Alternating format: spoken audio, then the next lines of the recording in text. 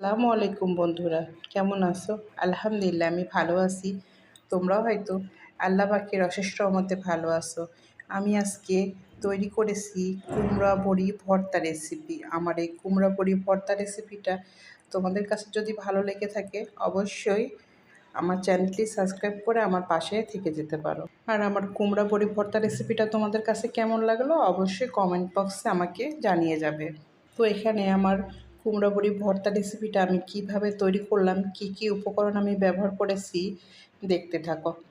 এই রেসিপিটাতে যদি কোনো ভুল ত্রুটি থাকে অবশ্যই ক্ষমাশূন্য দৃষ্টিতে দেখবে তোমরা। আমার এই রেসিপি পর্যন্ত এখন পর্যন্ত যারা একটি লাইক দিতে ভুলে গিয়েছো অবশ্যই একটি লাইক দিয়ে ভিডিওটা কন্টিনিউ করতে থাকবে। আমি আজকে তৈরি করব কুমড়ো বড়ি ভর্তা রেসিপি। কুমড়ো বড়ি ভর্তা রেসিপির জন্য আমি এখানে কিছু কুমড়ো বড়ি নিয়েছি। এরপরে আমি এখানে নিয়েছি কিছু চিংড়ি মাছ, একটি আলু। তো এইগুলো দিয়ে আমি কুমড়ো বড়িটা ভর্তা করব, দেখতে থাকো। এখানে আমি কুমড়া বড়িগুলো ভাজার জন্য ফ্রাই প্যানটা বসিয়ে দিয়েছি। এখানে পর্যাপ্ত পরিমাণে তেল দিয়ে কুমড়া বড়িগুলো ব্রাউন কালার করে ভেজে নিব।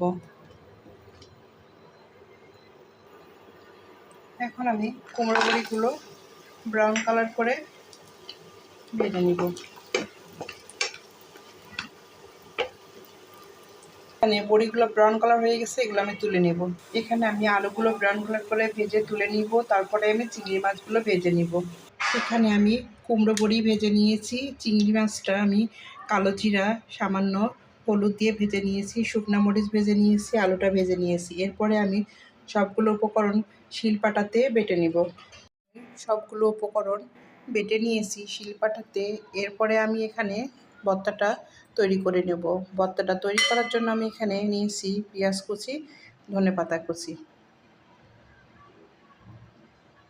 এরপরে আমি এখানে স্বাদ মতো লবণ ব্যবহার করব।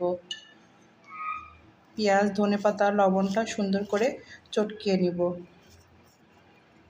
এরপরে আমি এখানে পরিমাণ মতো সরিষার তেল অ্যাড করব।